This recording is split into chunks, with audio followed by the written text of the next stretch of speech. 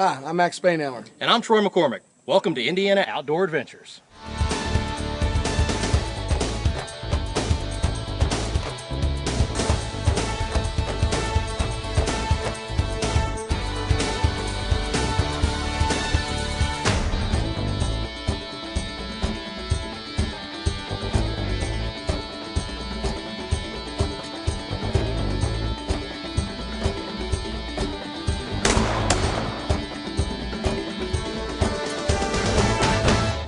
Indiana Outdoor Adventures is brought to you by Wind River Outfitters, Idaho's finest guide service.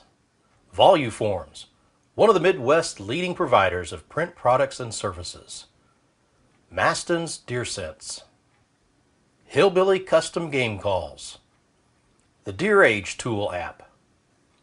Hunter's Safety System. And Fire Knock, the most advanced lighted knock. Welcome to Indiana Outdoor Adventures. I'm Troy McCormick, and today we're with the Dead Eye Daisies Gun Club. And Jill is our club president. Yes. And Jill, we've got a group of women that get together once a month and shoot their firearms. Yes. Tell me a little bit about the club, how long it's been around, why it was formed, how many members you have, just some good general things about the club. Well, we started in May about 2010, and we started with just, probably 10 members or less. And we've grown since then, and it is for women. And because men know about guns, and sometimes we feel intimidated. We assume that all men know about guns. Well, that's true. That is a true statement. So. But the women kind of got together to have their own club. Yes. And you have instructors. Yes. That instruct the members on the proper safety of the guns. Yes. And how to use them. To teach each other and to learn from others. Okay. So. Good. Now, tell me, I've seen all age ranges. Yes. We do have a diverse range of ages. We go from around 18 to 79. And we also have generations. We have 3 generations within the club right now, and there really would be a 4th, but the granddaughter and great-granddaughter is only 4 years old. So that'd be 4 generations in the same family as club members. Women gun If you take 4-year-olds, right? Yes. Yes. We'll stick with 3 shooting members right now, although I hear the 4-year-old does have a gun. Yes. And is going to be growing up learning proper safety with firearms. Yes. Now, the club members today, they all bring their own firearms. Yes. And most of them are handguns, but I did see a few long guns, a couple shotguns out there. And we've got different bays set up for the members to practice shooting. Tell me about the heads. Well, it just gives you a target to shoot at, and it makes it more a little realistic. Well, it's funny because I saw that, because part of what you do, and I'm assuming one of the reasons some of the women are members, is personal safety. That's a big part of it, yes. So the idea of having a mannequin's head, I heard one of the women say, "It's looking right at me." Well, that's not a bad thing to learn how to shoot in that kind of a situation. We hope that we're never in that situation. True. But practice makes perfect. Yes. And I liked the variety of it and the camaraderie of the cheering when someone knocked one of the heads off. Yes. I think women are more supportive and encouraging of each other because we're not afraid to be. Are you saying men are super competitive? That's probably not a bad statement. Very true. So. Well, we've got traditional targets that I've seen them shooting. Like I said, we've got the heads. Do you ever do any skeet or sporting clays or any other kinds of shooting? Well, we have, but a lot of us are not the long gun people. So we had a tactic last month of a barbershop. And we were sitting in a chair getting our hair cut or colored with the drape on and our gun, here in our pocket, and then intruders came in. Okay. So you had to toss your cape off and pull your gun and... Interesting scenario. So you're kind of situation shooting. Yes. Very interesting. Because they're not just going to come in and announce themselves, "Hey, we're here." Yep. Well, we see police tactical training where they're running through buildings and pop up good guys and bad guys, and that's part of knowing safety with firearms, is knowing not only how to handle it, but when to aim it and when to shoot it. Yes. Thinking a little bit about safety and upcoming generations of gun owners and gun users, tell me about the special program you've got for the kids. Well, we're working together with the police officers to get the Eddie Eagle program, safety program, and we just really believe it's good to teach the kids young to, if they do see a gun, they stop. You don't touch, leave the area, and tell an adult. And there's a mascot for this. And that's Eddie the Eagle. He's Yes. a big mascot Yes. costume. Yes, and we've had Eddie Eagle out. He was out last year at Sellersburg Celebrate Parades, and then at Memphis, and he's been at the Chelsea Jubilee. He goes, we take it around to festivals to teach children. And we pass out stickers. Right. I don't have my sticker yet. I need to get one. To help them remember, and hopefully the parents go over with this, because, you know, if you don't even have a gun at your house, your children are going to go next door. Right. And just like you may not have a swimming pool at your house, but you want your children to be safe around them. Right. I mean, we teach the kids if there's a fire, we stop, drop, and roll. So Eddie Eagle tells us to stop, don't touch, leave the area, and tell an adult. There you go. So Yes. 4 simple things that a child walks into a situation where there is a firearm, and, you know, it could be some gun that got tossed. That's true. After a crime. Yes. You know, we have to think about these things, and it's not that guns are going to hurt people, it's people are going to hurt people with guns. So as long as the kids know how to handle a firearm or how to report one if they find Yes. one, those are key elements that we want to teach them. Yes. Now with the Eddie the Eagle program, you're wanting to take it into the schools, into the classrooms. Yes. And I know you have some help getting into some classrooms. Has there been any kind of resistance from schools or teachers with bringing a program like that into the school? We haven't met any yet. Okay. But the schools have more officers now. They're school resource officers. Right. And they've been very helpful to help us also. Good. I think because it's a safety issue. Yes. I know some hunting classes and trapping classes.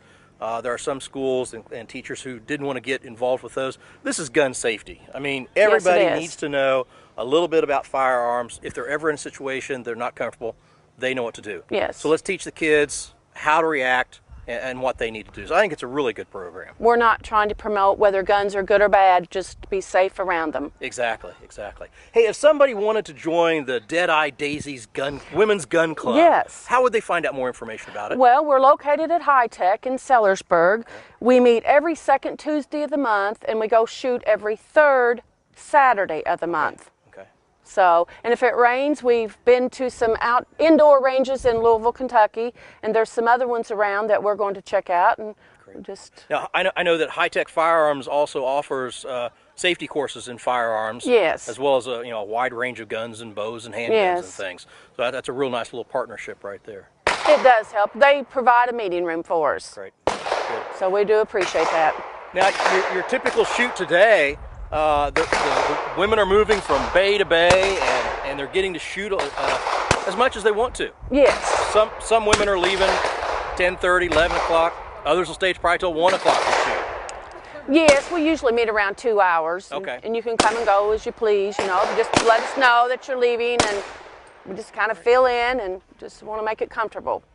Voluforms is one of the Midwest's leading providers of print products and services. We provide our customers with total business solutions for every office need. That includes full commercial color and black and white printing, forms management, logo wear, advertising items, and office supplies. We're more than a print shop. We're your printing and forms management specialist. Voluforms provides quality customer service. So give us a call or email us today and let us help you with your business solutions. If you've dreamed of a Western big game hunt or a summer vacation, Wind River Outfitters, Idaho's finest guide service, offers exciting fully guided hunts for elk, mule deer, black bear, and mountain lion, as well as summer fishing trips in the Gospel Hump Wilderness area of central Idaho. Accessible only by foot or horseback, the area reserved exclusively for Wind River Outfitters provides exceptional hunting opportunities. You'll enjoy hunting on a whole new level. Visit www.windriveroutfitters.com for more information. We are the Dead Eye Daisies. I can't say of southern Indiana, I would say of Kentuckiana, because our daisies come from everywhere. But we're a local women's gun club. Primarily, everybody has their own reason that they came into the club, but for the most part, we just feel like if we have guns in our home, we should be aware, know how to assess if they're loaded, if they're unloaded, load them, unload them, shoot them, how to keep them clean. So we shoot together once a month. We meet in a meeting once a month. Typically our meetings are just for the ladies because we're the Daisies. It's a women's gun club. And so we like to make our own decisions. But we also, range day is open to the public, so lots of times women bring their spouses, or we have some ladies that bring their adult grandsons, and we just have a good time. The guys are a great resource. They help us too sometimes, but we have a wonderful group of shooters. We go from absolutely no experience up to really good shooters. So stay tuned, and we'll be right back with more Indiana Outdoor Adventures.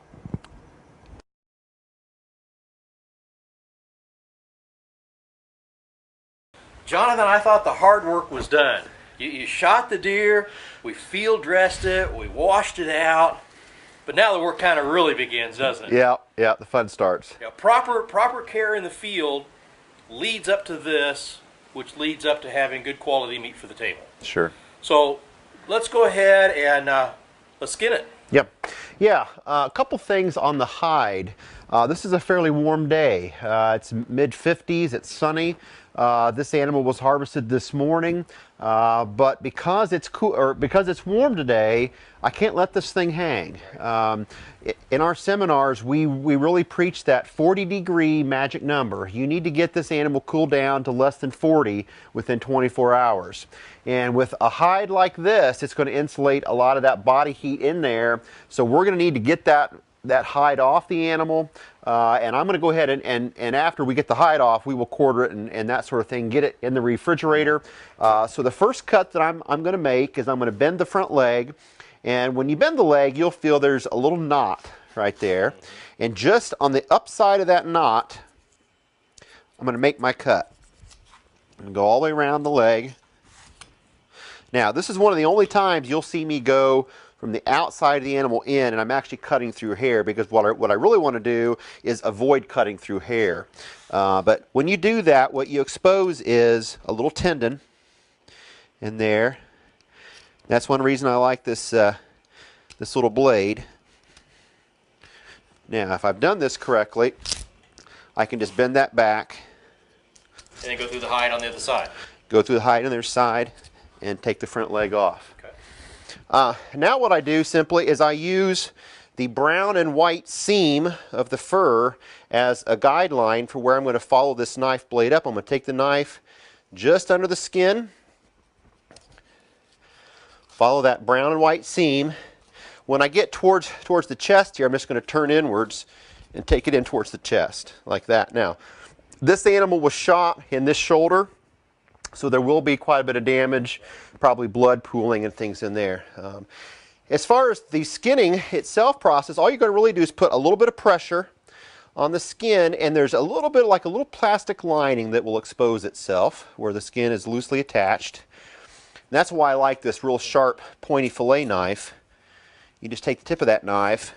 Just kind of get it started. Yeah.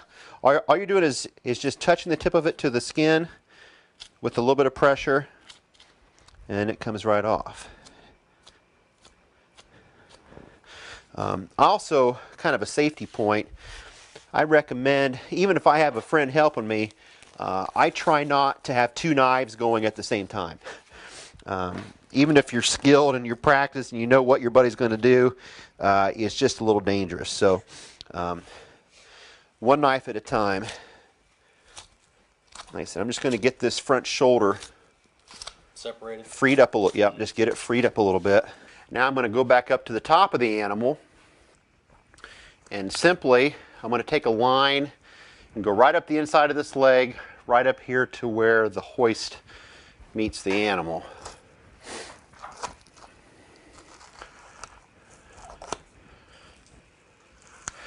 Now, when you get up to the top here, a note of caution.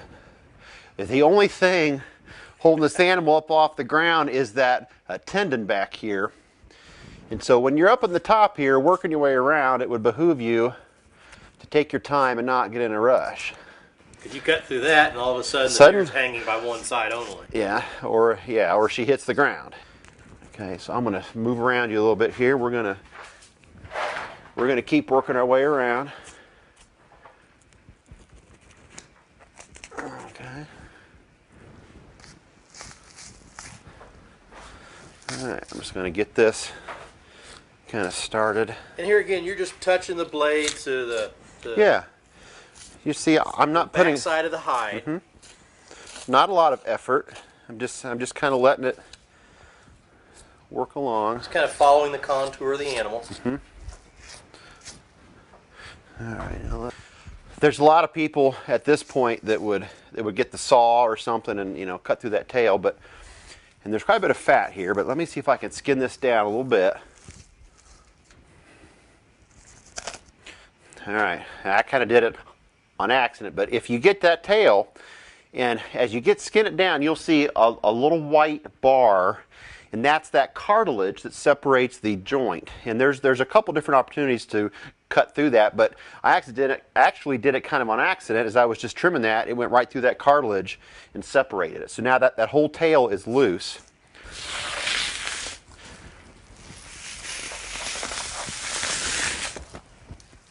See, that peels off pretty slick.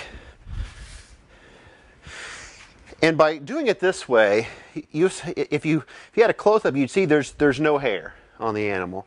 You know, try to keep my hands fairly clean. Take a little rag, keep that handy, and keep your hands clean and free of hair. Since she's a pretty good sized doe, there's some meat down here. For me personally, I don't normally utilize a lot of meat on the neck.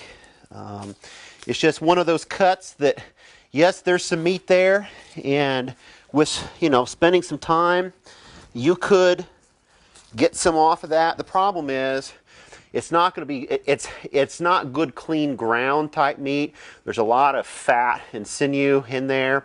On a larger buck, you might have 15 pounds of meat on there, and that would be meat that I would utilize for summer sausage, something like that. But my family, what we do is we eat a lot of ground meat, and I spend a little bit extra time really going through any meat that goes in the ground pile. I make sure it has no fat on it. And so I wouldn't want to take all this good meat that I've trimmed out that I'm going to use for ground and add 10 or 15 pounds of real fatty meat. But like you see on this doe, there isn't a whole lot there. There is some meat. But what I'm going to do at this point, I could take my knife, and with a little bit of work, I could get that neck most of the way off. And if I wanted to find a seam in the vertebrae, I could take it off with a knife, but this is one place where I'm going to use my trusty saw.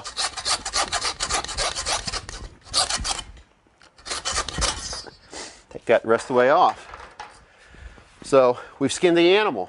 The only thing left to do now, since we're going to let it cool for a while in the refrigerator, is we're going to take the shoulders off. We're going to take these back straps out, the tenderloins out of the inside. We're going to get it quartered up, stick it in the fridge, watch some football. Voluforms is one of the Midwest leading providers of print products and services. We provide our customers with total business solutions for every office need. That includes full commercial color and black and white printing, forms management, logo wear, advertising items, and office supplies. We're more than a print shop. We're your printing and forms management specialist. Voluforms provides quality customer service. So give us a call or email us today and let us help you with your business solutions. If you've dreamed of a western big game hunt or a summer vacation, Wind River Outfitters, Idaho's finest guide service, offers exciting fully guided hunts for elk, mule deer, black bear, and mountain lion, as well as summer fishing trips in the Gospel Hump Wilderness area of central Idaho. Accessible only by foot or horseback, the area reserved exclusively for Wind River Outfitters provides exceptional hunting opportunities. You'll enjoy hunting on a whole new level. Visit www.windriveroutfitters.com for more information.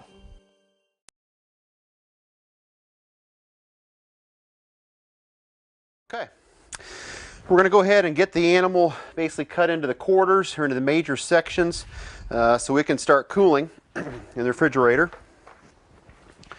My saw out of the way. I'm going to start with the shoulder. Now this is where the animal was shot, so there is quite a bit of injury here. In fact, I can see that there was some hair carried in with the wound channel and that kind of thing. But one of the things that I think folks find interesting on the shoulder is not attached to the rest of the skeletal system by any kind of a joint. It's simply muscle and tissue. So by grabbing a hold of the shoulder and kind of giving a little bit of pressure, just lightly pulling it out, you expose a pocket in there, and it comes off. There was no sawing, no hacking, no nothing. Now on the back side of this, there's quite a bit of injury there. So probably later, before I get everything in the fridge, I'm going to trim some of that off. I don't really want to put that in the refrigerator with all the other good meat, but for now, it's going to go in that pan. I'll come around this side. Same thing, I'm just holding on to this. It creates a little air pocket behind it.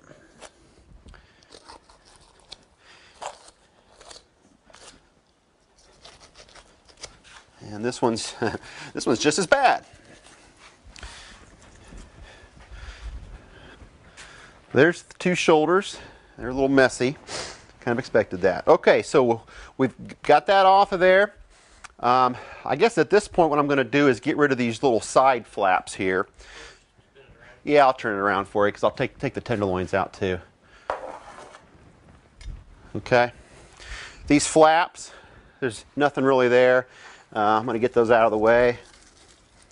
Cut down to the rib and just kind of fold them in.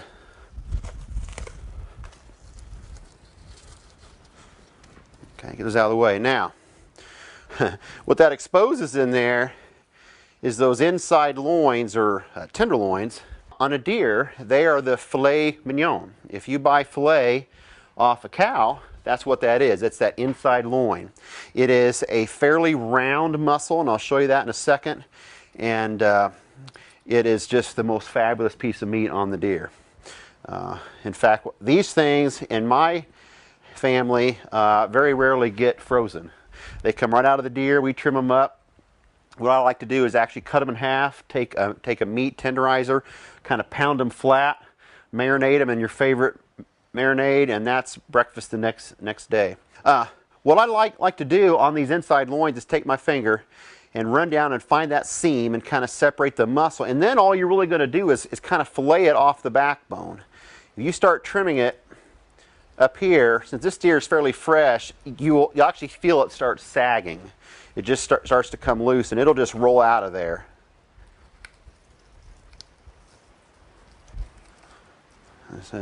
It's a wonderful, wonderful piece of meat. And there you see the other one laying right in there too. There's always a little bit of fat and stuff that kind of covers it. I like to try to get that out while it's hanging. Kind of like having an extra pair of hands. And I said, follow that seam. And I'll go right up to the top here and just start it loose. And as soon as you cut it up here, you'll feel it start to sag.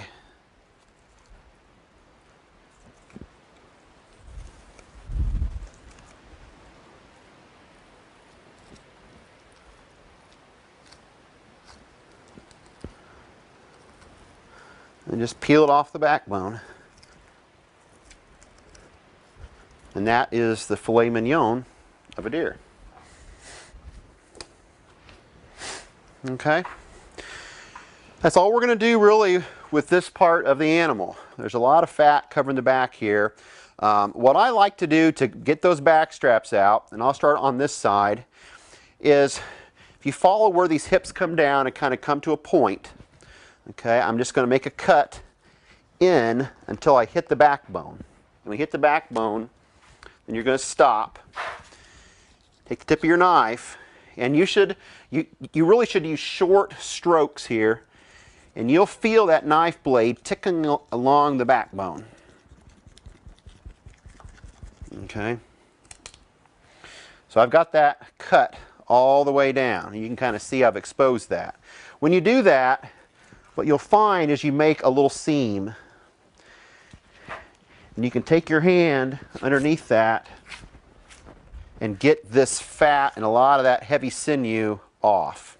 And you see what we've done is exposed this beautiful back strap down there. Okay? I'll get that out of the way.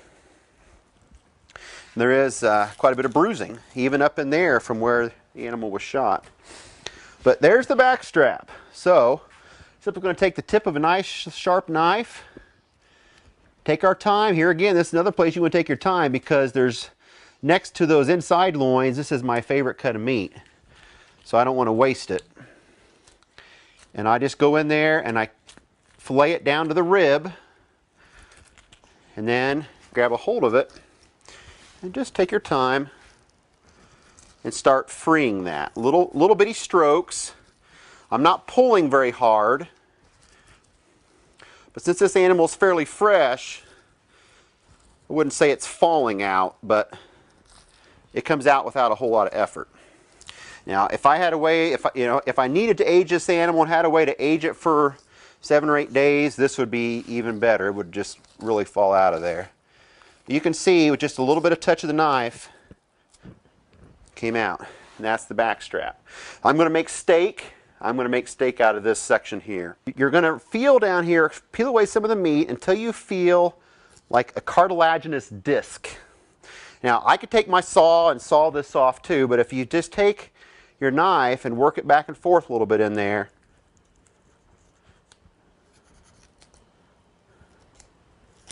with a little bit of pressure, the whole rib cage comes off. So 4-inch fillet knife, and that's separate. Just start my cut right down the middle.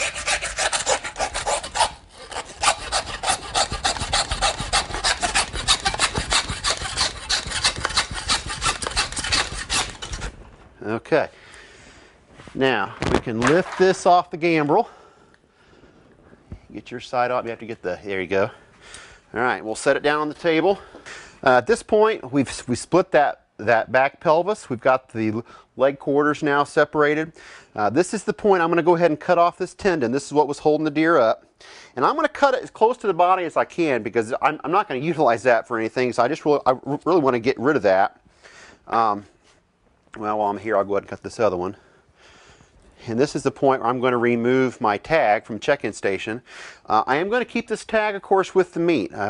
You're required to maintain that tag during the processing process. So it's going to go in the refrigerator with the meat. I'm going to jump around here since I'm a lefty. And I'm going to go ahead and take off this bone. Now, there is not a lot of meat right here. Okay, and simply from a space-saving standpoint in the refrigerator, I used to cut it way far down here, and I thought, why am I doing that? There is no meat there, so I'm going to go ahead and cut it pretty high up. Okay, I removed that part.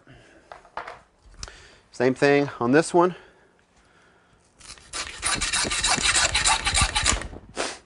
Okay, so those are my leg quarters. Thanks for joining us today. We'll see you next time right here on Indiana Outdoor Adventures.